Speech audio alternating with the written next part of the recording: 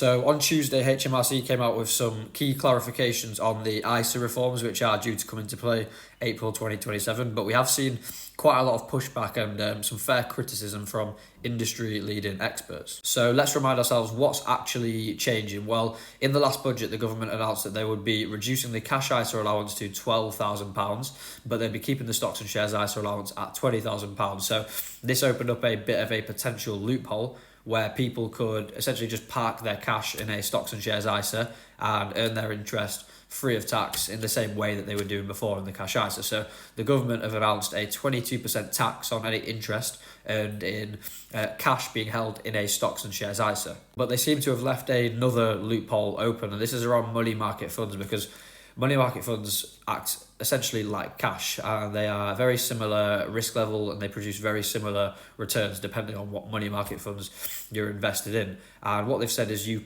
can't hold 100% of your stocks and shares ISA in money market funds, but they've left it open. There's no minimum amount, so you could theoretically hold 99.99% in money market and you wouldn't be suffering that tax on the interest or the tax on the returns from the money market fund. And there's another rule here which is arguably more important. This is around the transfer rule, because from 2027 you're not going to be able to transfer money that's been held in a stocks and shares ISA, grown over the years, into a cash ISA. And a lot of people do this when their circumstances change. They want to de-risk. They've seen a lot of growth in their ISA over the years and they might be getting ready to buy a home, or perhaps using this money in retirement, or they've lost a job and they can't afford to take that market risk. Well, in this scenario, you would have to basically withdraw that money out of the stocks and shares ISA and then reinvest it into a cash ISA, but you'd be subject to that £12,000 allowance. So if you've built up a lot of money in your stocks and shares ISA over the year, it's not going to be as simple to just move that all into a cash ISA. Now, AJ Bell have come out and said that this is riddled with unintended consequences, and I think that's a fair comment.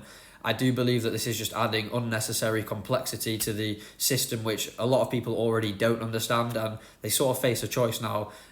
Try to understand or just simply stick to what they know and keep their money in cash. And we are already a cash hoarding nation, which realistically need to be investing more money, but this might have the opposite effect and just keep more people out of the markets. And I do really believe that simplicity and education will do much more to create a better investing culture in the UK than restrictions ever will.